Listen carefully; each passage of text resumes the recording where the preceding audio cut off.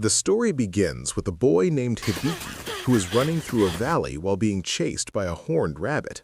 He has no idea where he is or how he got there.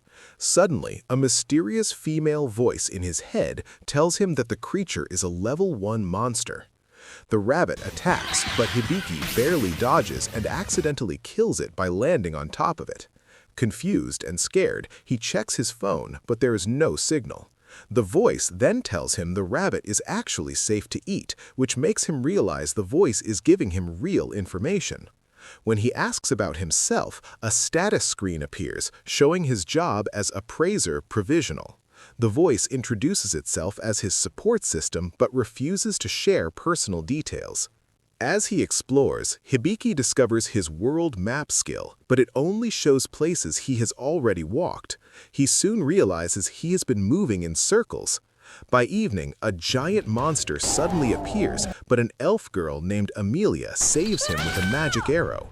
Thanks to his ability, Hibiki learns she is a real elf and is shocked to find out she is 56 years old. Amelia explains that the area he was trapped in is actually a monster that traps and consumes people, making Hibiki realize how close he was to death. They camp together and Hibiki confirms he has been transported to another world.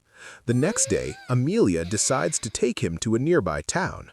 On the way, Hibiki uses his skill to detect a rare crystal-horned rabbit. Amelia gets excited and they hunt it together.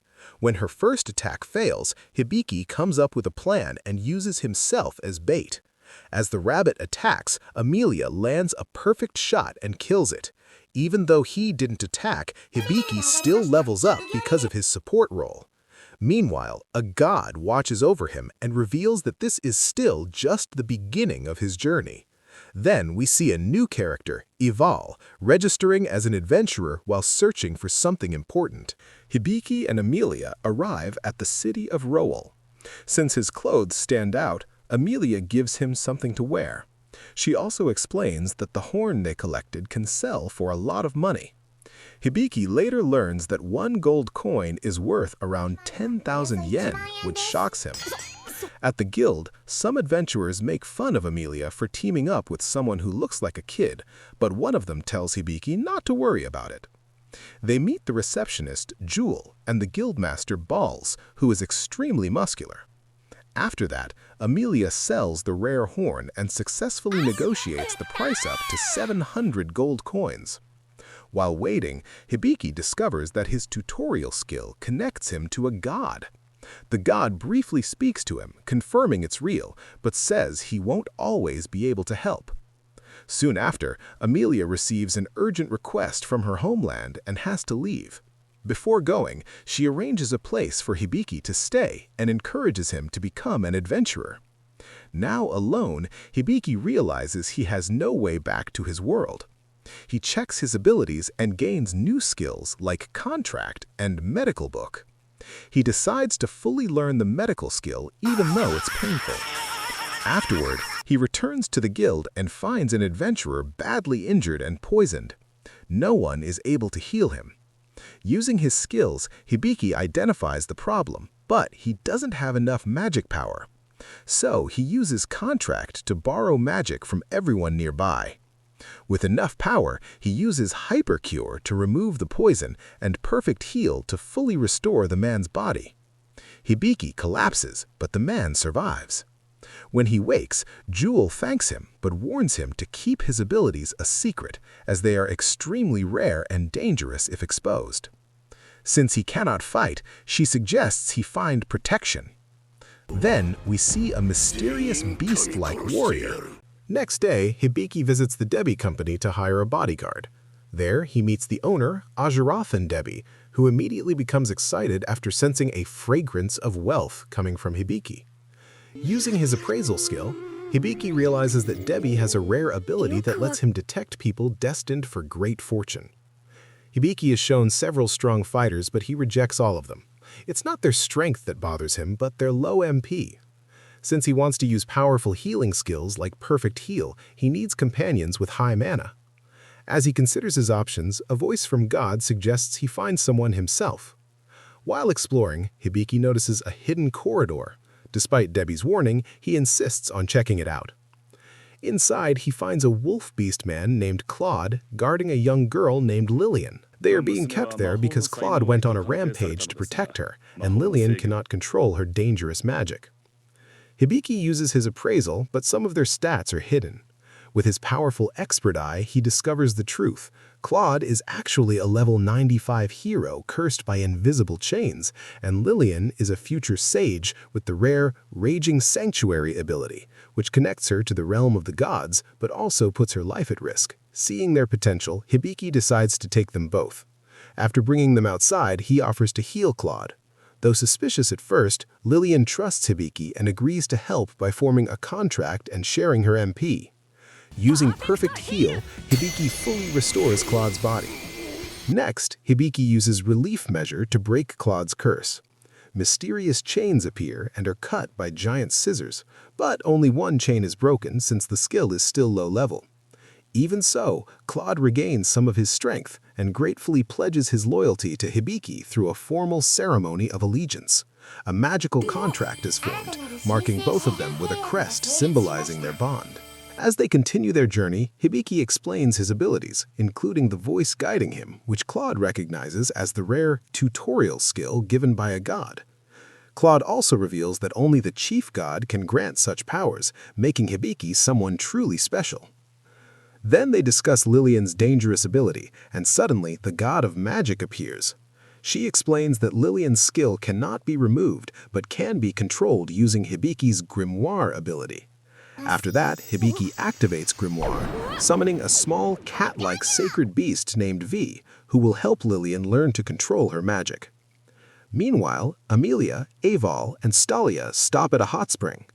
There's some light tension and humor as they interact, but things slowly warm up between them, especially when Aval finally agrees to help Amelia, hinting that they are becoming friends. The next day, Hibiki takes Claude to buy weapons.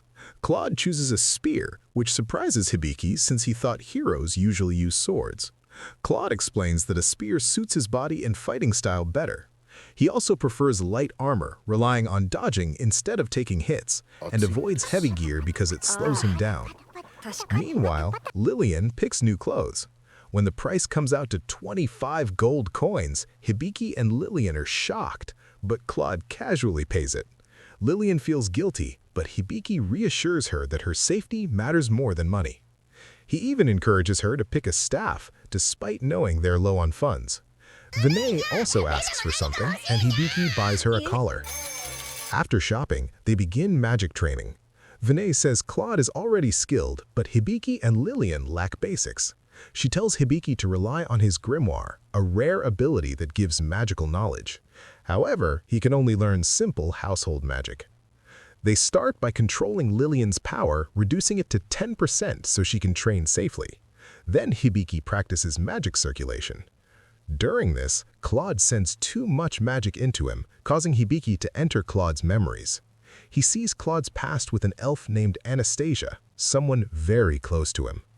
The memory turns tragic as she dies during a war. Hibiki returns to normal but is confused. Vinay explains that he went too deep into Claude's consciousness. Later, Hibiki continues training through chores to learn household magic, even though progress is slow. As time passes, Lillian improves, while Hibiki struggles with combat training like archery. Meanwhile, Amelia's group head towards a haunted, ruined fortress, hoping to find treasure despite the danger. Back with Hibiki's group, they cook together, but the food turns out bad due to Claude's poor skills outside combat. Claude blames it on a curse, but does not know who caused it. Later, Hibiki finally learns a new skill called Bubble Wash. At the same time, a rushing boar attacks, but Claude defeats it easily. Then Lillian uses her magic to remove the blood smell, showing her growth. Meanwhile, inside the fortress, what looks like treasure turns out to be an illusion created by magical gas that traps people in their desires. Ival realizes this and handles the situation.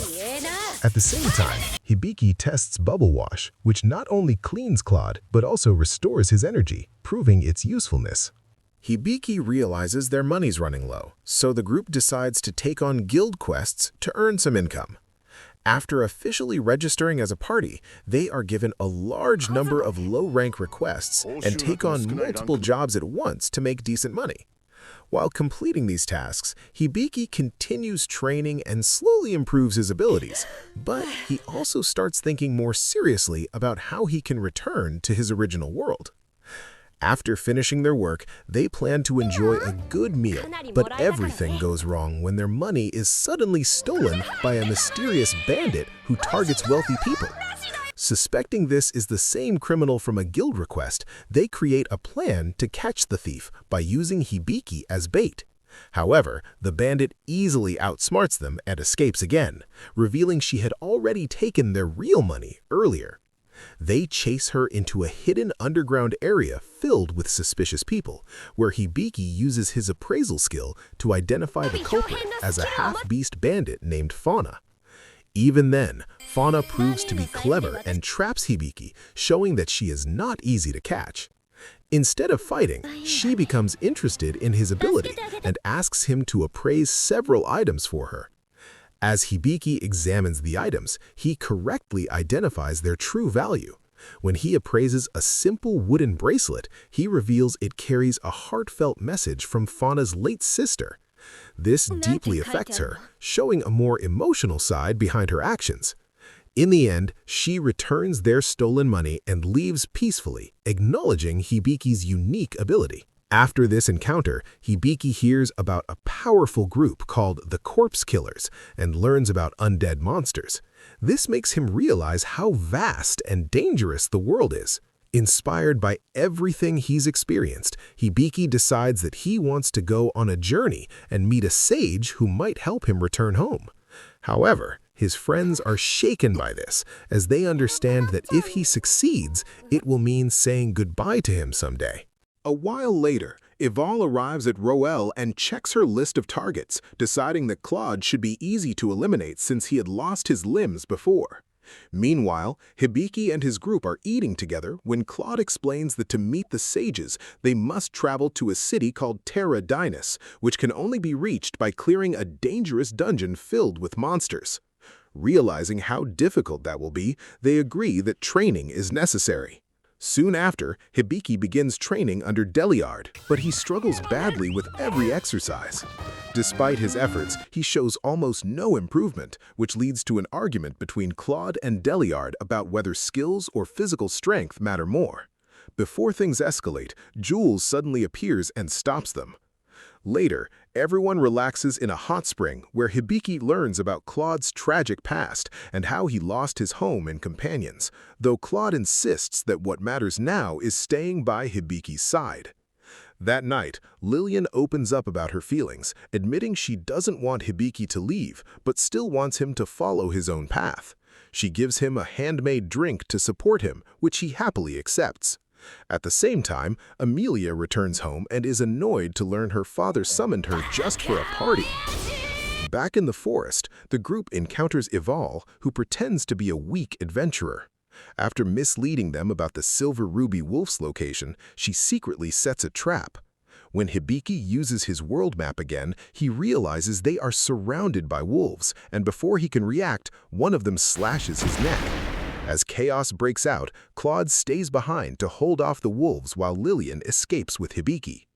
While hiding in a cave, Hibiki discovers he has been poisoned and struggles to activate his healing skill. After barely hanging on, he finally uses Hypercure to save himself and then summons his sacred beast, which instantly destroys the wolves. However, its power is only temporary.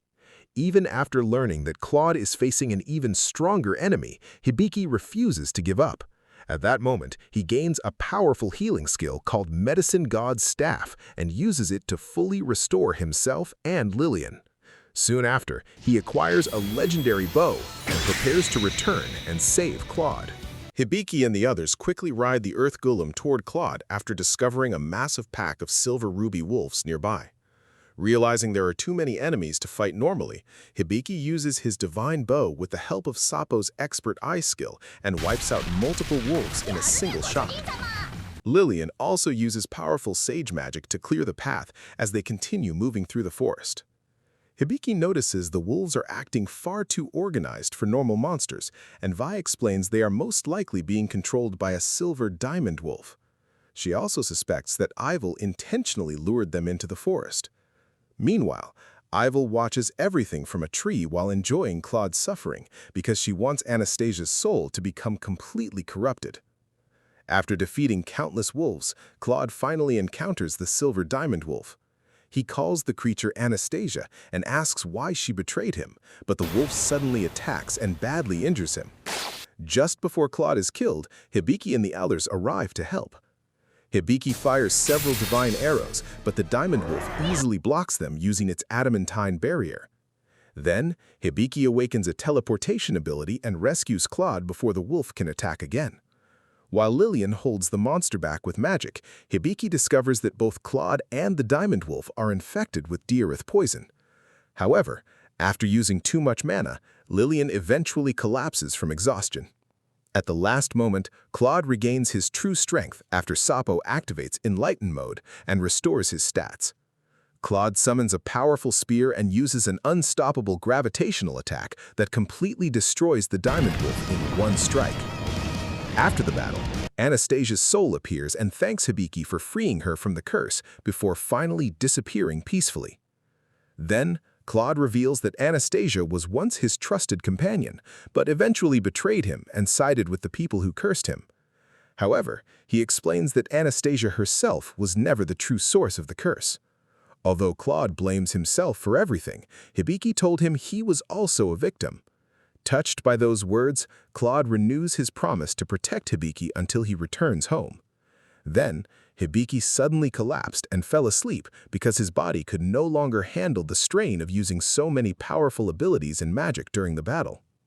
2 days later, Hibiki wakes up at the inn and learns that the battle caused all of his levels to double. Elsewhere, Amelia attends a royal ball where Prince Verilus publicly announces his plan to marry her after defeating the Demon Lord, causing her to leave in frustration. Back at the inn, Hibiki tells everyone that he wants to travel to Pyradinus to search for a way home, but promises he will not abandon Claude, Lillian, or Vi along the way. That was episode 7.